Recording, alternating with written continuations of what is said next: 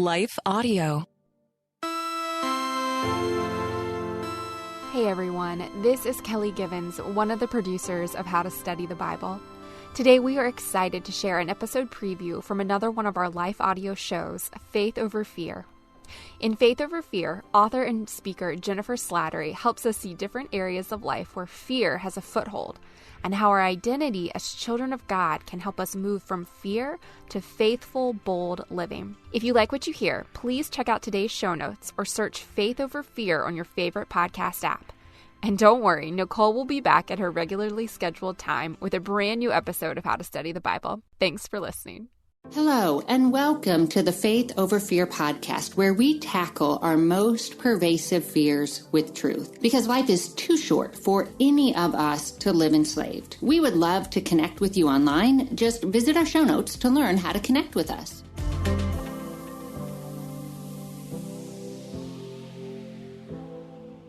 I'm Jennifer Slattery, and I'm excited to introduce you to today's guests, Dan Allender and Kathy Loerzel, co-authors of Redeeming Heartache, a thought-provoking book that helps readers process past suffering through the lens of God's goodness. Dan Allender and Kathy, thank you so much for joining us today. Oh, Jennifer, good to be with you. Thanks for having us. Dan Allender has pioneered a unique and innovative approach to trauma and abuse therapy over the past 25 years, and central to his approach are the categories of faith, hope, and love, and their converse betrayal, ambivalence, and powerlessness.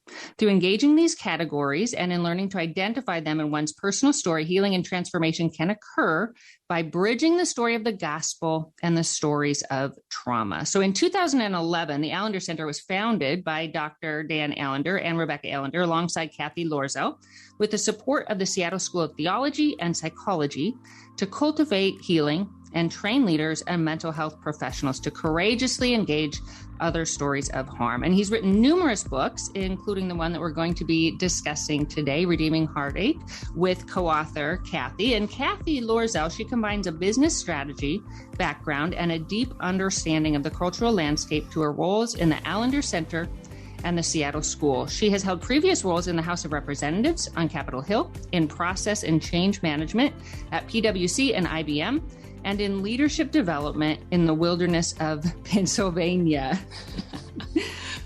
Kathy joined the Seattle School first as an MA in counseling psychology student in 2004, and she took on a staff role as a student council facilitator, and upon graduating, joined the team full time. And like I said, they both wrote this book together on Redeeming Heartache.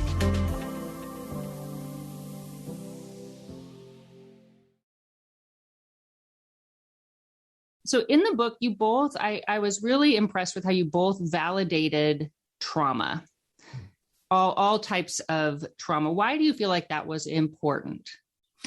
Oh, Jennifer, in one sense, the word is such a byword today, and I'm appreciative of that.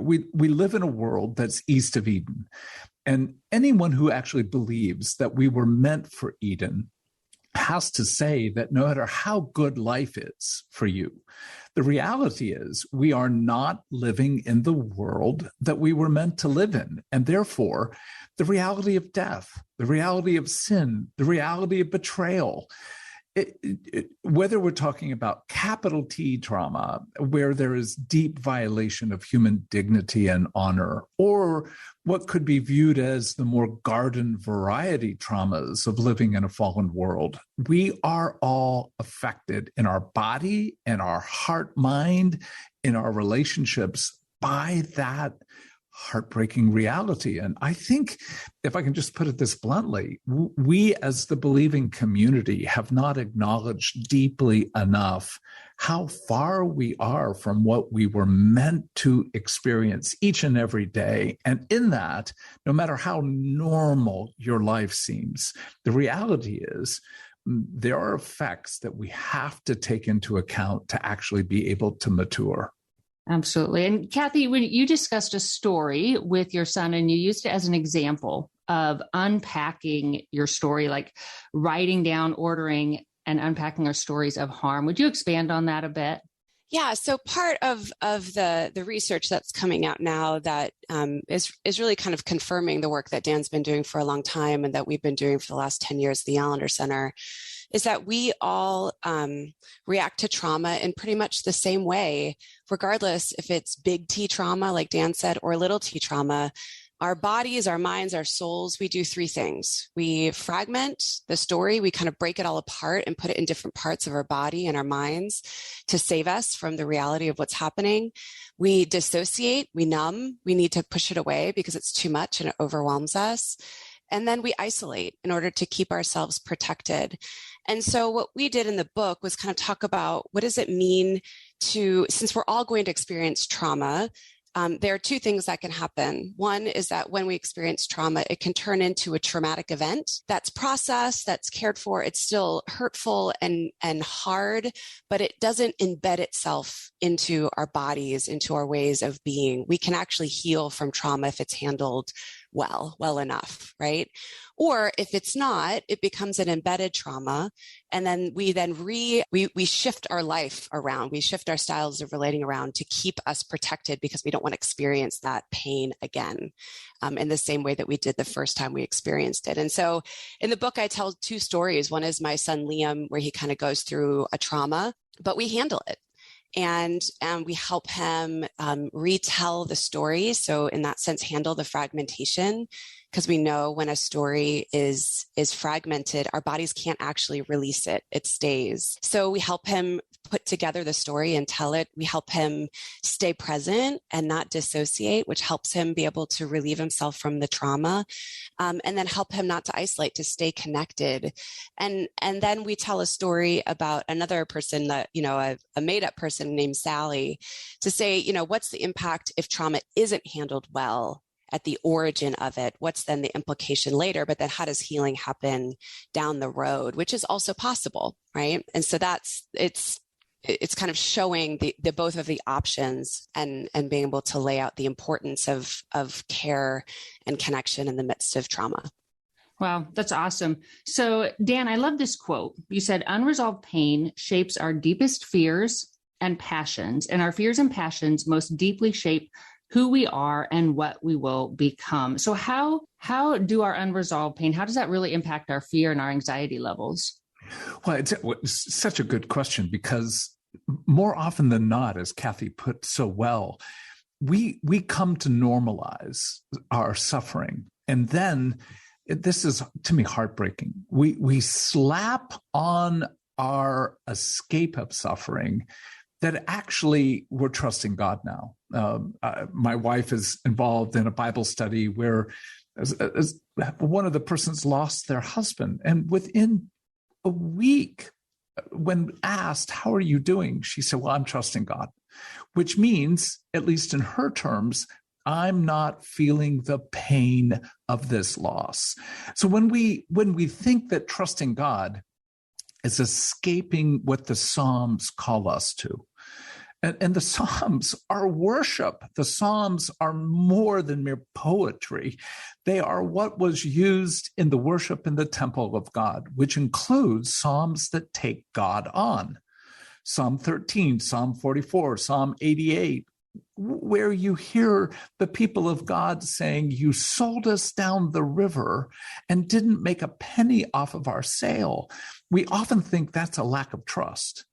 But when we begin to name what's really roiling inside of us, our confusion, our heartache, our deep questions about God's faithfulness and goodness, he actually calls that worship rather than rebellion, as long as we're engaging him, so to speak, face to face. So when we begin to address heartache and trauma, as Kathy put, if you cut it off, it stays in your body and shapes how you engage every person in your life, how you're going to engage your spouse, how you're going to engage your friends, but ultimately how you're going to engage God. So where we become less human, we actually become less godly. When we become less engaged with what's really happening with us internally and externally, we're actually participating in a form of self-deceit. And that is not the truth of God. So what we're inviting people to is, can we open the door to trauma in a way that actually provokes the deep questions of, look, we all feel to some degree like an orphan who's been abandoned. We feel to some degree like a stranger who doesn't fit any longer. And we feel in some ways like a widow or widower who has lost something of the core of love. And those archetypes, those key archetypes found particularly in the Hebrew Bible, are central to our understanding the nature of living east of Eden, what it means to have to engage the issues of trauma. When you talk about kind of putting on this, my translation, like a facade, I'm going to trust God, and so I don't have to hurt. I was actually reminded of your story, Kathy, when you went with the family, the Episcopalian family, and there were rules that you didn't understand. Mm-hmm. Do you think that sometimes, especially in the evangelical world, that kind of can hinder our healing and our interaction with God? I think so. I mean, I think it's such a natural thing for us to want to fit in, right? And we're searching all the time for, what are the rules? How do I get accepted? But also, how am I loved? What do I need to do to stay in the family, whether that's, your actual family or whatever you're engaged with? And I think we long for belonging, right? And so much of what happens in the fallen world is that sense of I'm other. Like I don't belong, and we experience shame, we experience humiliation, we experience mockery, or we just have a sense of, how come I didn't know? Like how come everyone else knows around me and I don't? And those are painful things, even in their most innocent experiences of it. Because as a child, our sense, when we're born and when we're filled with delight and just engaging the world with innocence, the idea is that we're loved, right? Like we're loved and we're delighted. And I mean, how many kids do you see who come in and are like, I made up this play and it's wonderful and everyone should come. And also you have to pay $5 and here are your tickets and you're going to sit and you're going to watch me for 30 minutes, and it's painful and beautiful and delightful, but they have no sense of shame, right? But we learn shame through reading the faces around us. We learn that there's something wrong, that people aren't actually taking us in the way that we want to be taken in.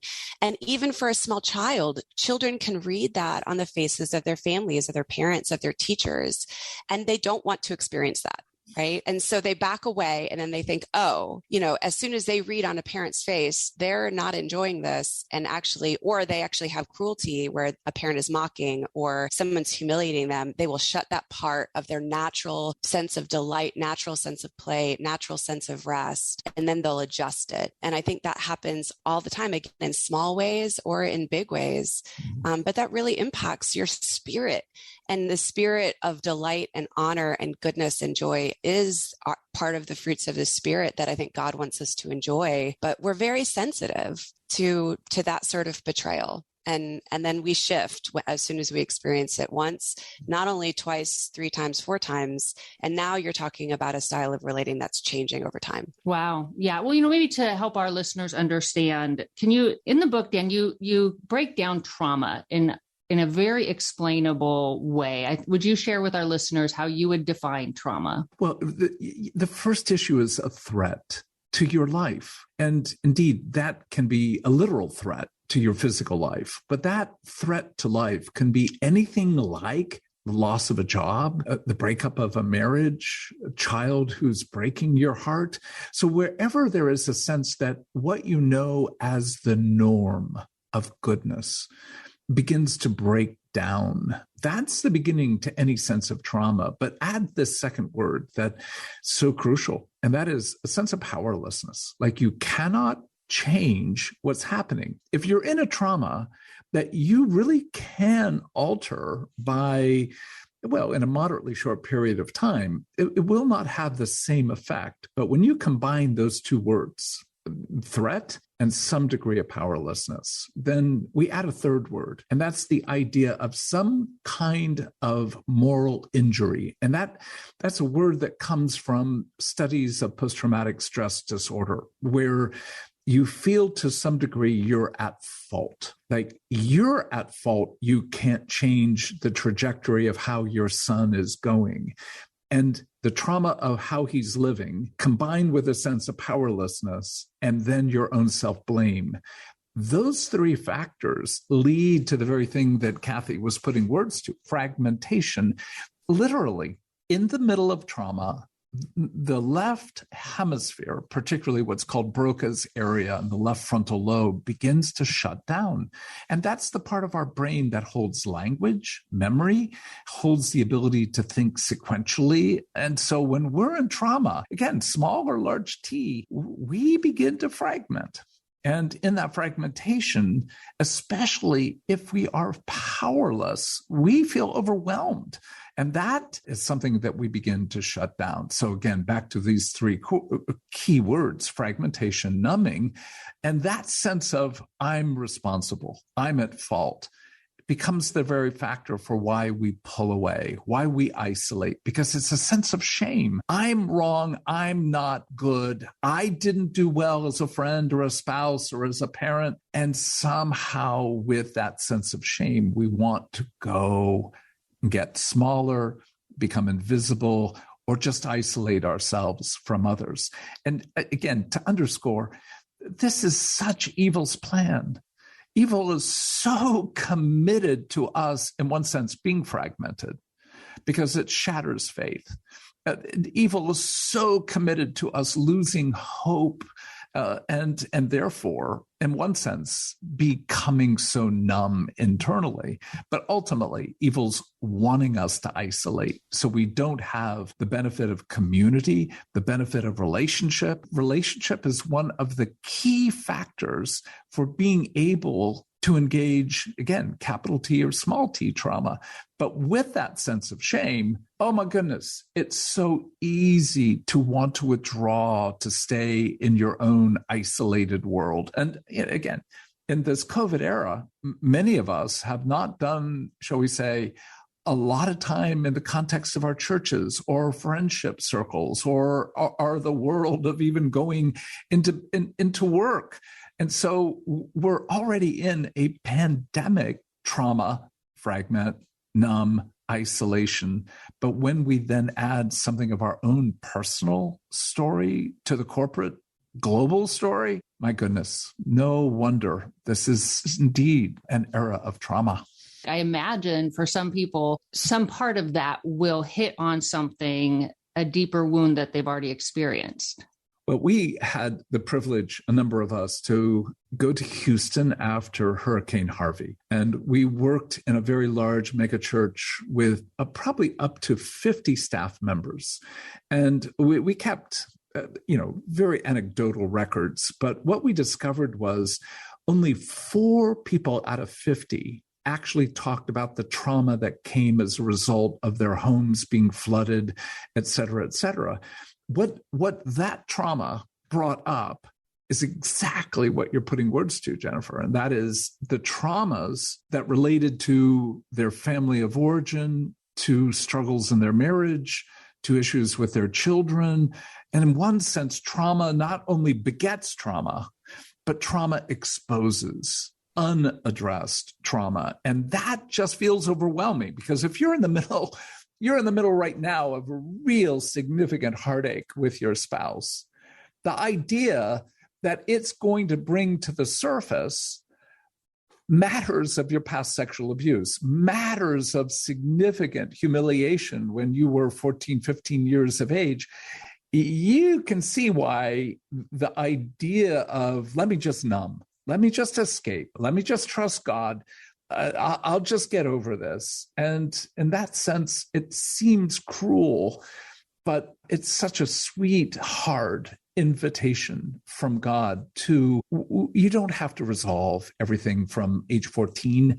but will you at least turn your eyes and say, there's more here. There is more to engage. And we talk about this key phrase, and that is, can you come to your trauma, current and past, with kindness?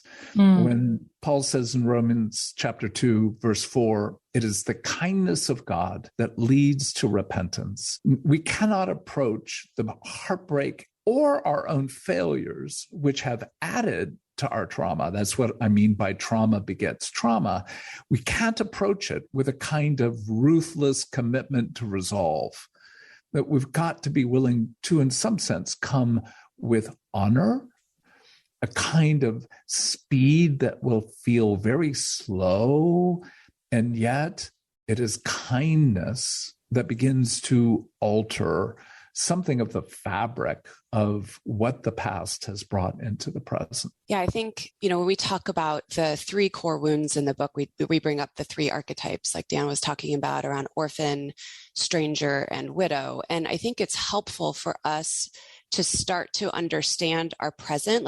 So many people now are really undone by the amount of trauma that's kind of wave after wave after wave. And it feels like nothing is ever ending. And every time we think we're kind of coming out of it, something else emerges. And our ways of handling that are no longer working. And I think that's why we're seeing these increased numbers of depression, anxiety, suicide, alcoholism, addiction. All of these things are coming up because we're really flooded. And as Dan said, what that brings you back to is all of the past places that your trauma has not been healed, attended to, even if it's small things, that our current way of handling those is no longer working or available to us in the same way that it was. And so we're in crisis for many people. Dan and I have been traveling all over the country for the last, 6 to 9 months. Well, me more than Dan, but Dan's still kind of been cloistered in Seattle. But as I've been going out on the road, people are really struggling, especially in churches, because the churches, their worlds have been flipped upside down, and their structures that they held on to for so long as being kind of the normative structures that they could rest in are not working. And in some ways they shouldn't, because they were maladaptive, right? But now they're at this place where they're needing handholds to understand what is going on, what is coming up for me, because the way that they're handling their current crisis is directly related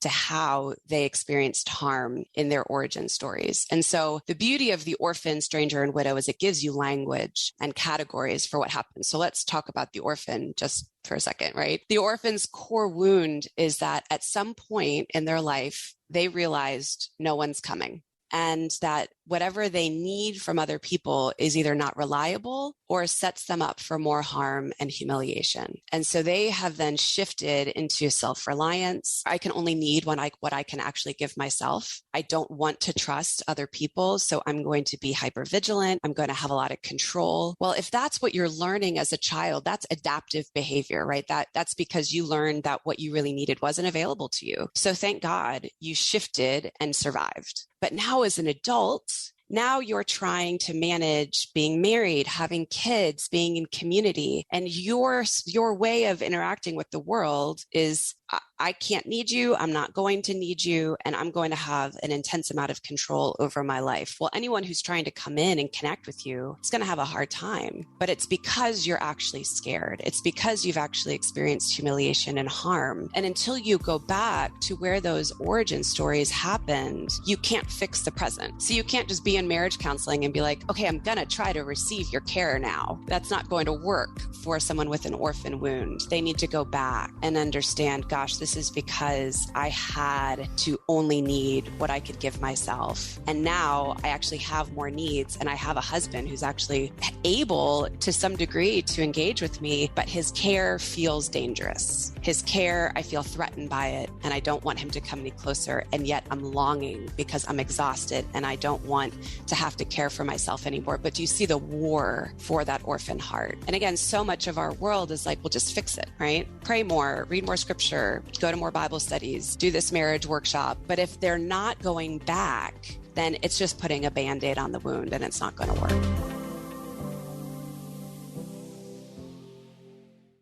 If you run a small business, you need the most from every investment. That's why Comcast Business gives you more, like our new gig speed Wi-Fi, plus unlimited data, all on the largest, fastest, reliable network for small businesses. Comcast Business, powering possibilities. Don't miss our special holiday offer and ask how to get up to a $750 prepaid card with a qualifying bundle. Call today. Ends 12/4/2022. Restrictions apply. Requires gigabit extra bundle with 2-year agreement.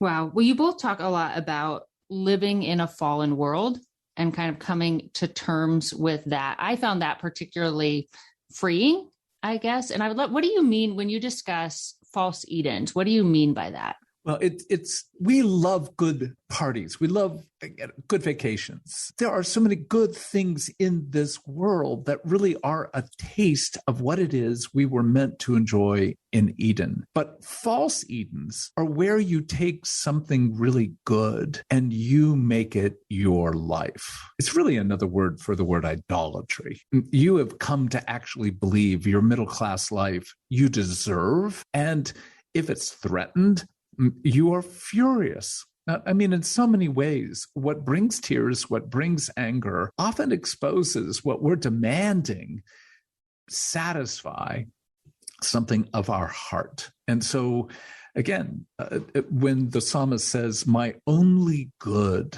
on this earth is you," he's not saying that he's eschewing a good meal or a good conversation. Ultimately, what's being said is, what really is the core of what you worship?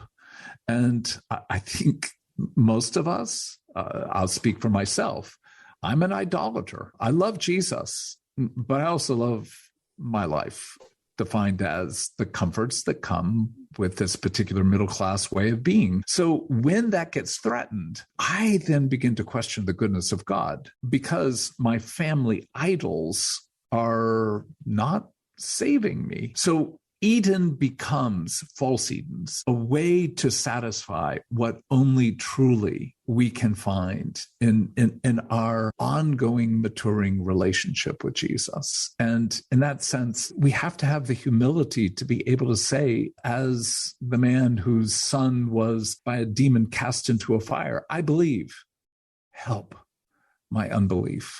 I'm a believer. I'm also an unbeliever.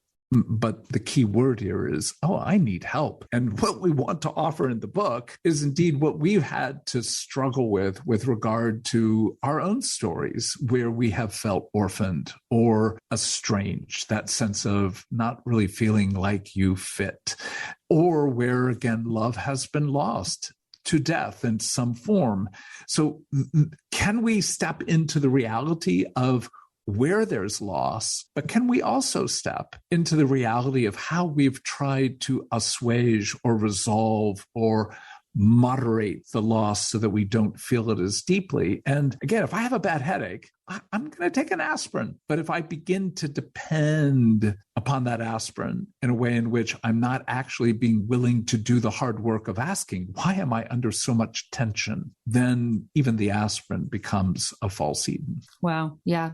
Kathy, you talk about how we store like our trauma in our bodies and how our bodies can't differentiate between big and small trauma. So what would that look like for somebody if they're kind of experiencing that? I think, again, as Dan said, when our left and our right brain, if our left brain is the one who creates meaning and sequential understanding of what happened, our right brain is the one that holds onto the body memory of what happened to us. And so often people who have experienced trauma have a great deal of anxiety, dysregulation in their bodies. They have gut issues because we know that that's directly connected. You have, I don't know if you're like me, but you've woken up at 3 a.m. with like your heart racing and all of a sudden you have this rush of cortisol coming through. When we have trauma stored up in our bodies that are not connected to the why or what happened or meaning making parts, it just gets left for our bodies to deal with in almost like a segmented way, right?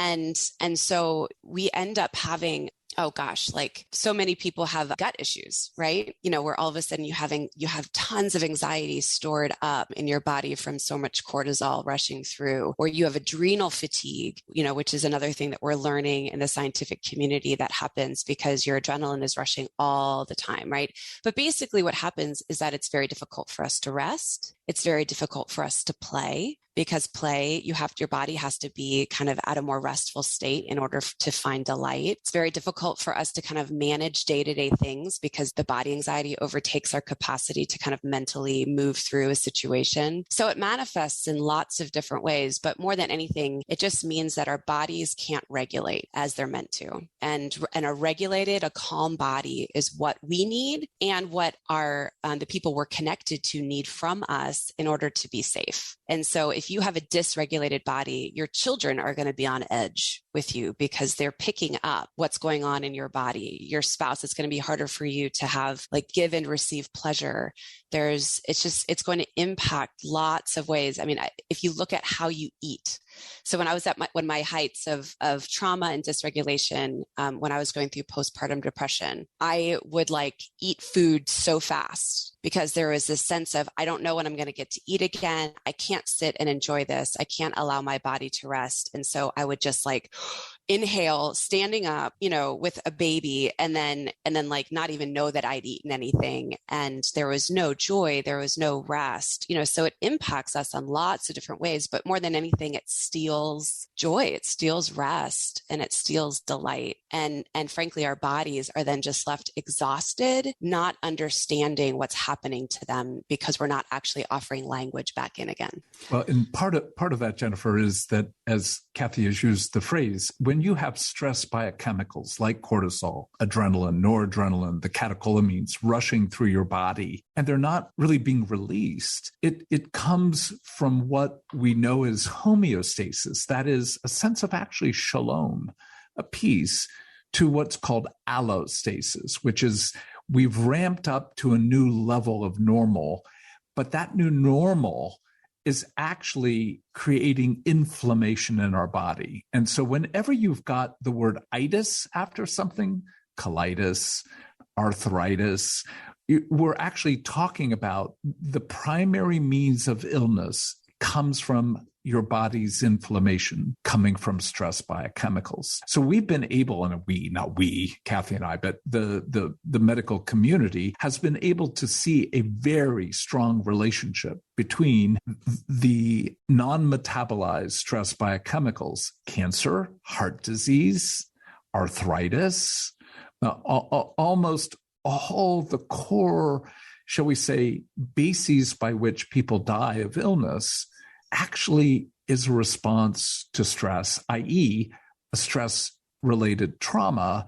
that hasn't been engaged. So we're killing ourselves and we're dying of trauma, and we maybe exercise a little bit more, maybe eat some more vegetables. But that's the part of this whole process of going, can we invite you to where all of that heartbreaking energy came in your own 4-year-old, 8-year-old, 12-year-old being? And can we tend to those stories, again, with wisdom and kindness? Can we engage the fact that that 8-year-old still exists in you and is operating out of a perspective that you would have not found fault for when you were 8, but is actually leading you to death as a 28, 38, 48-year-old?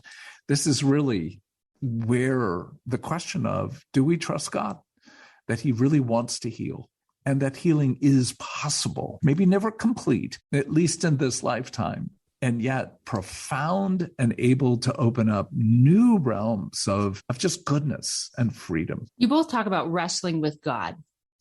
So why is that important? Well, I keep going back to the Psalms. It's important because it's biblical. It's important because Jacob, who basically, the word means who's deceived and deceiving, becomes Israel, the one who wrestles with God. So the very name of the people of God, Israel, in Hebrew means the ones who wrestle with God. So there is something about that notion of, will you engage me? Will you bring both your heartache, your anger, your desire, and in some sense, your faithlessness to me, because somehow in this process of engagement, we all know that relationship changes our lives. A single presence of a good person in an elementary school child's life can change the power of the bullying and the despair that's there. Well, if we know that at a human level, why wouldn't we actually believe that the ultimate relationship with God actually could change us if we were true to who we are in the midst of that? And the notion that we need to approach God with a certain pretense of, oh, you're all good, we trust you, it's always good to trust you. Well, again, I keep coming back to, well, how is it that the Bible is shaping your way of engaging with God, particularly as you read the Psalms, but not only the Psalms? Yeah, Scripture is madness. The stories are, if you actually look at it, not from a sense of like, oh, this is the word of God and it's beautiful. It's like, all that's true. But have you really read the stories? Like and God isn't afraid of telling the whole story. Like if God just wanted us to just trust, and like he would tell a much easier story to look at. He wouldn't include, the rapes and the adultery and the murder and the vengefulness and the genocide. And God knows our hearts. He knows what it means to be human because Jesus has been on this earth, and Jesus wrestled with things that were coming at him, and then continue to tell stories and stay settled in the midst of it. So I just think that God actually invites us to that, but then our denial to do so is actually, I think, joining with evil to keep us dead inside. Because if we're really honest, this is a very harsh and difficult world, and it doesn't turn out well for a lot of people. And yet God is still sovereign and good. Well, wrestle with that. Are you alive? Are you paying attention? This is horrible and beautiful at the same time. Both are true, and both need to be looked at and understood, or else are we really getting to the heart of God? God is not afraid to tell the truth. He's not afraid of the truth of our stories or his story or Jesus's story. And that simple phrase, my God, why have you forsaken me? The first verse of Psalm 22, but it also holds the trust of Jesus with regard to the goodness of his Father. Not my will, but yours be done.